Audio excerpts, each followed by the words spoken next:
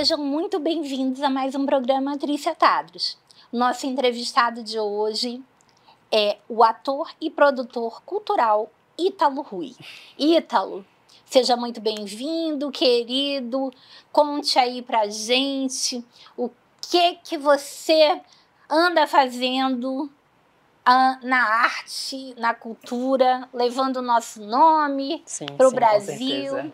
Em primeiro lugar, você começou a sonhar com a arte da interpretação com que idade? Bom, obrigado pelo convite, Trícia, é um prazer estar aqui.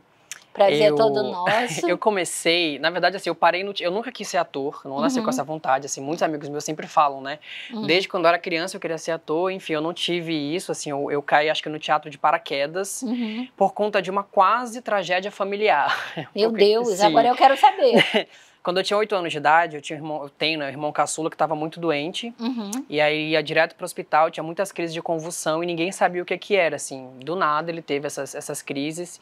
E meu pai, que é do Maranhão, veio para cá finalzinho dos anos 80, início dos anos 90, meu pai é católico, ele é muito apegado, né, enfim, ao catolicismo, e aí ele fez uma promessa, que se meu irmão se curasse, se ele parasse de ter as crises de convulsão, todo final do ano ele ia construir um presépio de palha e iria comemorar o Dia de Santo Reis a partir de uma tradição que tem lá no Maranhão.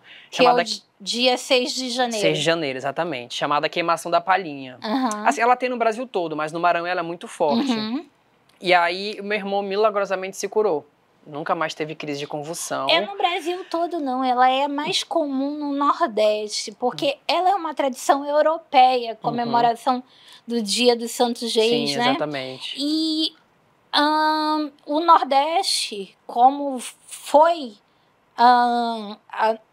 durante um bom tempo... do Brasil colonial, né? Claro, a colônia sofreu muita influência Sofreu muita influência. Colonização europeia, exatamente. Exatamente. E o Nordeste comemora muito o Dia de Exatamente, Reis, como a gente que tem ascendência europeia também, avós, né? Sim. Tinham o costume de comemorar, o que é uma pena que hoje a gente não está mais tanto passando Mas essa tradição. Mas o meu pai faz até hoje essa promessa. Todo ano a gente comemora, ele faz o presépio de palha, a gente faz uma novena, e aí, enfim, né, faz Mas qual a paróquia que o teu pai faz isso? Ele faz em casa.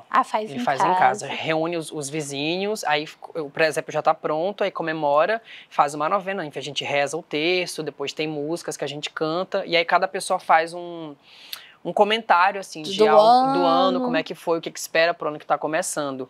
E aí, no ano que o meu irmão se curou, ele ficou muito feliz, a rua inteira ficou muito feliz, e ele falou, só o presépio é insuficiente, eu quero fazer mais, eu quero fazer uma peça sobre o nascimento de Jesus Cristo. E aí, na época, assim, ele chamou as pessoas da rua, as crianças da rua pra fazer essa peça, e eu ia fazer o José. E eu fiz o José na garagem da minha casa, os vizinhos se reuniram, pintaram a garagem inteira, cada vizinho trouxe alguma coisa, enfim. Olha, que bacana! Foi um evento cultural. Foi um evento da comunidade. Exatamente. Qual bairro? Canaranas, Cidade Nova 2, Conjunto Canaranas. Conjunto Canaranas, né? Lá perto da bola do produtor ali, próximo da bola do SOS. Não é da Eucatu? Da Eucatu, exatamente. Bem atrás da Eucatu, na verdade. Canaranas. Eu conheço. E aí, eu gostei muito de fazer, eu lembro, assim, até hoje, de estar no palco, que na verdade era a garagem da minha casa. E mas que era um palco. Com certeza. E dessa sensação das pessoas me olhando e eu... Que diferente isso, né? Que bom. E aí a peça fez muito sucesso, assim, entre os vizinhos. A gente saiu. Aí todo ano a gente começou a fazer esse espetáculo. A gente fez na rua. A gente fechou a rua. E a escola? Tem uma escola no Canaranas que é muito... Letício de Campos Dantas, que eu estudei lá também. Meu pai pegava o palco da escola emprestado para fazer. As escolas sempre serviram de primeiro palco para a maioria das montagens, né? Exatamente. E aí a gente saiu depois da rua e foi para a igreja Nossa Senhora da Assunção, que fica ali no Canaranas ainda. E eu fiz essa peça dos 8 aos 13 anos de idade. Então, todo ano não fazia. Comecei a gostar, comecei a me interessar, fui fazer peça na escola, e aí o desejo foi aumentando, né? E eu descobri que teve um curso de teatro, ia ter um curso de teatro ministrado pela Ednelza Assado, uma atriz gigantesca. Atriz conhecidíssima. Maravilhosa, que infelizmente nos deixou em 2022, e que foi a minha grande assim, professora, sabe, que me deu, que enfim, que me ensinou. Os elementos necessários para você exatamente chegar onde chegou, né? E ela sempre, assim, muito rígida, ela não olhava a gente como alunos que estavam lá só para fazer teatro, ela já olhava pra gente como profissionais, assim, eu com 13 anos comecei a fazer curso e me encantei, assim, e tive o prazer e o privilégio de ser aluno dela, assim, da Ednelza, a dama do Teatro Amazonense, então foi uma bênção, um prazer enorme. Aí veio o curso de teatro na UEA, me inscrevi, passei, enfim, aí fui me integrando da cena, conhecendo os artistas, montando os espetáculos. Me interessei pelo cinema também, fiz algumas produções audiovisuais daqui, fiz alguns trabalhos para Globo, fiz Aruanas. Então, vamos primeiro descrever os trabalhos que você fez aqui, antes dessa tua fase global. Tudo certo. Vamos lá. Não vamos dar esse salto direto da produção do papai para a Rede Globo, né? Quais foram os trabalhos que você fez aqui? Você começou direto com a Ednelza Sado? Fui aluno da Ednelza e fiz trabalhos com ela. Mas o quê? No Teatro Amazonas? Fiz Teatro Amazonas, Nós Medéia, que ela dirigiu. Tem duas versões dessa peça. A primeira, Nós Medéia, que ela dirigiu. A segunda, do Gerson Albano, que ela estava em cena. E produziu e estava em cena. E aí foi quando eu entrei na faculdade. Aí, quando eu entrei na faculdade, comecei a conhecer mais os próprios professores, enfim, ali do curso. Trabalhei com o João Fernandes, que é o gestor do Casarão de Ideias. A gente montou o Vestido de Noiva. Nossa, eu lembro que... densa, né? Nelson Rodrigues, gente, para quem não sabe, ele é o grande mestre do realismo, né? Sim. Você sabe por que o Nelson Rodrigues ficou... foi para uma linha de um realismo tão debochado? Por quê? Porque o Nelson Rodrigues, gente, para quem desconhece a história desse autor, né? Desse autor teatral ele escrevia... Na verdade, o pai dele era proprietário de um jornal chamado Notícia. Sim. E o irmão era cartunista, né?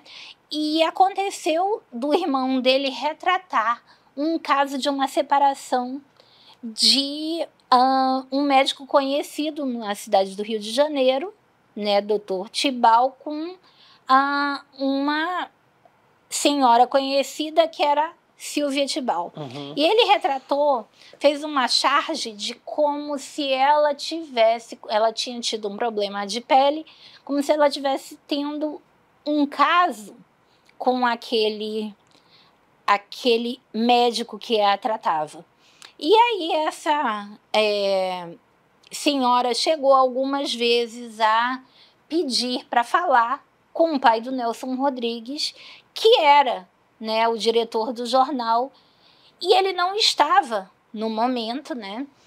E aí, uma das vezes, ela foi falar com um cartunista, falando, que era o Mário, irmão do Nelson Rodrigues, falando que o Mário, pedindo que ele tirasse aquela publicação, porque era perto do Natal, e os filhos em casa já iriam ficar muito chocados com o desquite, que naquela época não havia divórcio, ainda mais com um suposto caso de adultério que, na verdade, pelo menos... Não se tem nenhuma prova, não passava de uma avó de uma fake news, né? E aí o que acontece? Acontece que essa senhora, por violenta emoção, acaba tirando a vida com um pequeno revólver do Mário, que era o irmão do Nelson Rodrigues, e acabou falecendo, né? E o pai, tomado de culpa, dizia que aquela bala era para mim, e em seguida também morreu. O Nelson Rodrigues começou, a partir daí, a escrever uma coluna semanal chamada A Vida Como Ela É. Sim, exatamente. E ele escrevia esse realismo ácido, escancaradíssimo, né? E, assim, o conteúdo dele é muito denso, o livro é ótimo, inclusive, com as histórias, assim. Tem várias, né? Ele tem várias e eu acho que o Vestido de Noiva é a peça brasileira, escrita no Brasil, mais encenada né, em todos os tempos. E você sabe que o Nelson, ele tá sendo cotado para ir para Hollywood, né? Enfim, o texto dele é O Beijo no Asfalto, talvez a Viola Davis faça. Ano que vem. O Beijo no Asfalto foi feito aqui no Brasil com o Tarcísio Meira e o Ney Torraca, né?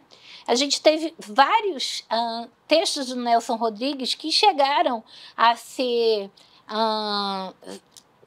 filmes do cinema nacional, sim. Como Os Sete Gatinhos, sim, Sete Gatinhos. Que mais? O próprio Vestido de Noiva. A Dama do Lotação. A Dama da Lotação. Né? Depois a gente teve várias montagens teatrais. Nós tivemos também uma série da Rede Globo, que era A Vida Como Ela É, que era uma... Inspirada, né? Inspirada na obra do Nelson Rodrigues, mas já nas crônicas, né? Nas crônicas que ele escrevia semanalmente no jornal. E assim, eu acho que ela é a peça brasileira mais remontada. Ela já teve milhares de montagens. E no ano que a gente montou esse espetáculo, era o ano que comemorava 100 anos do nascimento do Nelson Rodrigues. Então tinha, né, todo um movimento no Brasil de, né, reencenar. E aí o João Fernandes conseguiu os direitos para montar o espetáculo, aí nós montamos. E aí eu acho que eu tenho para mim que esse espetáculo foi o que talvez tenha me... O divisor de águas da tua vida.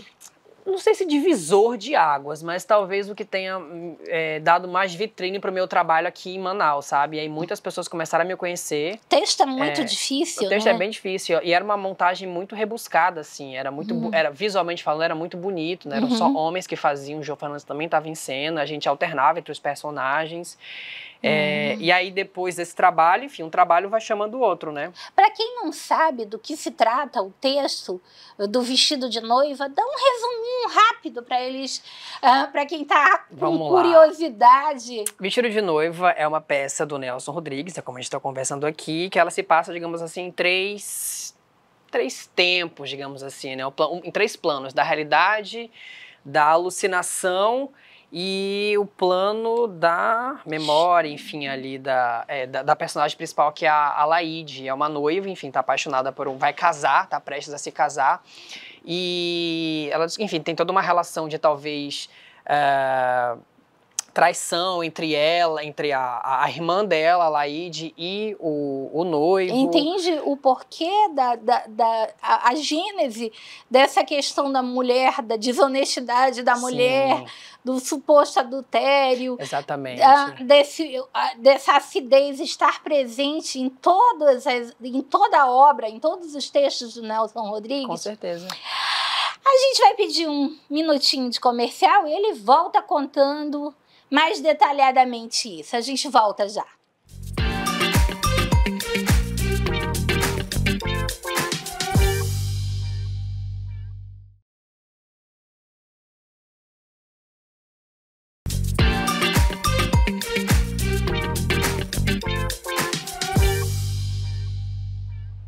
Voltando aqui para esse segundo bloco com o ator e produtor cultural Ítalo Rui. Ítalo, a gente estava dando um resumo do que era a peça Vestido de Noiva do Nelson Rodrigues. Então a Laíde, ela é uma noiva prestes a se casar, e o que é que acontece com a Laíde?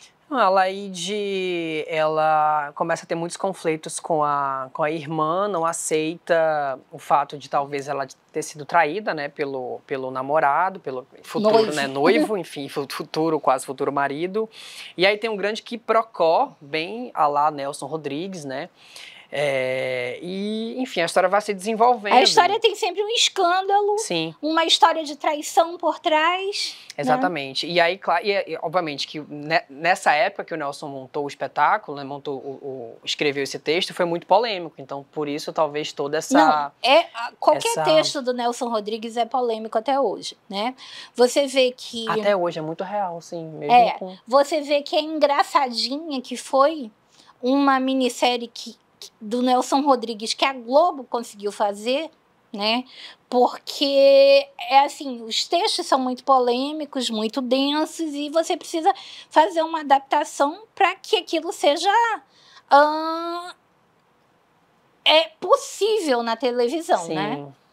E aí é engraçadinha que já foi um texto, digamos assim, amenizado pela Rede Globo.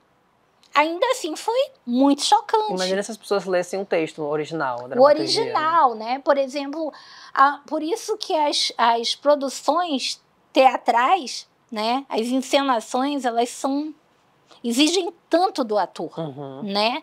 Porque a peça em si, o teatro, ele não precisa exatamente desses cortes, dessa romantização, dessa suavização que a TV demanda, né? Não tem que ser palatável, né? Assim. Exatamente. Então, é uma entrega muito grande do ator para encenar as peças do Nelson Rodrigues. E para mim foi muito difícil também, porque eu tinha 17 anos, né? 17 para 18 anos, né? Então um texto que também a minha família foi ver. Nossa, imagina a tua família vendo. Não, meu pai adorou. Meu pai adorou, minha mãe ficou um pouco meio assim, né? A tua mãe, vamos confessar, tua mãe adorou a tua apresentação. Né? Adorou muito, mas ela ficou um pouco assim... Mas o texto ela ficou chocada, né? Exatamente. Meu pai não, achou tudo incrível, maravilhoso. Quando é que eu vou te ver na Globo e não sei o que e tal. E viu, né? Viu, pois é. Viu. Gente, olha aí, o pai dele já profetizando nesse momento. Pois é. Aí depois do Vestido de Noiva veio o quê? Veio O Arquiteto e o Imperador da Síria, do Fernando Arrabal. Depois, logo em seguida, assim, foram 2 trabalhos que eu fiz no mesmo ano. Fã do Elis, também do Fernando Arrabal. Direção de Tassiano Soares, pelo Ateliê 23. E aí, enfim, foram trabalhos também que eu consegui circular, fazer algumas apresentações pela cidade, consegui viajar. E aí, em 2015, eu fiz intercâmbio, passei um tempo em Portugal. Foi? Sim, morei em Coimbra. Mas eu não fui estudar teatro, fui estudar História da Arte. Tá. Passei 6 meses lá, daí voltei. Quando voltei, fui gravar um curta-metragem chamado O Tempo Passa, que é de um cineasta daqui de Manaus, chamado Diego Bauer. E aí, me formei, decidi fazer mestrado, segui um pouco pela carreira acadêmica. Fez mestrado? Fiz mestrado, fui para Fortaleza, morei lá, fiquei um tempo, voltei para Manaus. Menino, a tua vida já... Uma grande confusão. Daí, quando eu voltei em 2018... A gente vai falar como na nossa época, ele é jovem, mas é rodado. Exatamente, sou bem rodado. E aí, voltei para Manaus em 2018 para passar férias e soube dos testes que estavam rolando de Aruanas, a produção da Globo, que falava sobre ativistas que vinham para a Amazônia para, enfim, descobrir um escândalo de minério. Para quem ainda não viu Aruanas, está em cartaz na Globoplay. Exatamente, lá disponível. Pode Leandra Leal, Thaís Araújo, Camila Pitanga. Enfim, tem muitas pessoas daqui de Manaus também. Eu fiz a primeira temporada, né? Tem 2 temporadas, eu fiz a primeira. E aí foi uma experiência muito bonita, assim, né? Porque era um trabalho era uma série, então era o meu segundo trabalho no audiovisual. E a Globo, a estrutura da Globo, ela impressiona, né? Sim, sim. A primeira vez que eu fui nos estúdios Globo, eu fiquei assim, nossa, é outro mundo. A cena que eu gravei, a primeira cena que eu gravei era uma cena em que eu fugia da... Vou falar porque já, né, postou, enfim, já tá lançado. E vocês vão lá ver, né? Pois era uma cena em que eu fugia da polícia. É uma estrutura imensa pra fazer uma cena. Eles fecharam uma rua inteira, enfim, tinham casas e lojas, as pessoas saíram, enfim, teve toda uma logística feita. Nossa, é muito... E pra fazer uma cena que durou, sei lá, acho que 2 minutos, que no dia de gravação foram, sei lá, acho que 3 horas, ali de produção de 7, 12 horas, mas de gravação mais 3 horas e meia, 4 horas, e quando foi ao ar, 2 minutos, assim. Eu sei como funciona isso. E quando você entra nos estúdios Globo, você demora horas para você chegar porque, para quem não sabe, ninguém entra lá se não vier dentro da van da própria Globo. Né? Isso. E aí você vai entrar, você vai passar por detector de metal, você vai passar, enfim, por uma série de coisas. Você vai deixar todo o seu equipamento que você tiver trancado num locker. É quase o percurso do Mario, né? Assim, do Mario Kart, assim, o Mariozinho. Do videogame. O videogame, exatamente. E aí, depois que você passou nisso tudo, é que você entra numa produção que você, nossa, fica assustado com a magnitude. E as externas são uma coisa que movimenta tanta gente, movimenta para ali a rua. Sim, é uma cadeia produtiva, né? Se movimenta não só muita gente, como muitos setores. Eles fecham assim. restaurantes para alimentar os atores daquela cena, eles fecham o comércio do local, eles fecham a rua, eles fecham a praia. Então é um negócio que, tipo, você vai gravar uma cena na praia, você chega lá no nascer do sol e você vai gravar no final da tarde. Sim. Né? Você vai gravar aquela cena no pôr do sol. E as pessoas, assim, meio que não têm ideia do que é uma produção dessa magnitude, Sim, né? Com certeza. Não é aquele negócio dos 2 minutos que você vê na tela. Não foi gravado só em 2 minutos, gente. Não foi. Foram alguns takes ali de muita, enfim, corri bastante. E aí foi muito especial esse trabalho. E o pessoal da edição assim. que depois... O pessoal da edição que lute, da pós que lute para colocar o ar. Daí, enfim, a série estreou, eu finalizei meu mestrado lá em Fortaleza, voltei para Manaus, montei meu primeiro solo, chamado Provérbios de Burro, que inclusive vai estar no festival agora desse ano, Festival de Teatro da Amazônia. Olha só, gente. Agora em outubro. E veio a pandemia. Aí, enfim, pandemia, o que nós fizemos? Ficamos trancados em casa, né? Sem muitas possibilidades de diversão e tal. Então, minha vida foi ficar dentro de casa. Toda a comunidade artística sofreu demais na pandemia, né? Sim. Porque, gente, você imagina que todo mundo que trabalhava com arte, né? Do iluminador ao diretor, enfim, todo mundo foi afetado, né? Sonoplastas, atores, diretores, figurinistas, enfim, uma série. E assim, a arte não era, como não é até hoje, prioritária, né? Então foi das primeiras atividades que pararam e das últimas que retornaram. Exatamente. E nesse momento, como é que foi a tua vida? Financeiramente falando, foi bem difícil, mas eu tinha feito um pé de meia no ano anterior, acho que foi... Graças a Deus. assim, falando, guarda uma grana, sabe? E eu acho que os 6 primeiros meses foram mais tranquilos, depois foi ficando um pouco mais difícil, mas aí, enfim, vieram os editais emergenciais, não é mesmo? Aí até porque a gente não sabia quando ia terminar. Pois é, e isso apavorava, porque você não sabia até quando você ia... E eu ia montar espetáculo, ia montar o meu segundo solo, que, enfim, eu consegui estrear, mas foi logo depois da pandemia. Então, assim, ia começar a montagem, veio a pandemia, parou tudo, segura.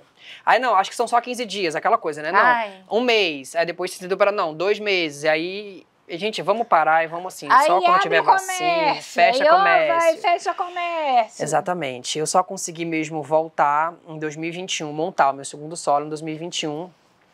Depois da vacina. Depois da vacina, já estava vacinado, eu consegui estrear no Festival de Teatro, inclusive na edição de 2021.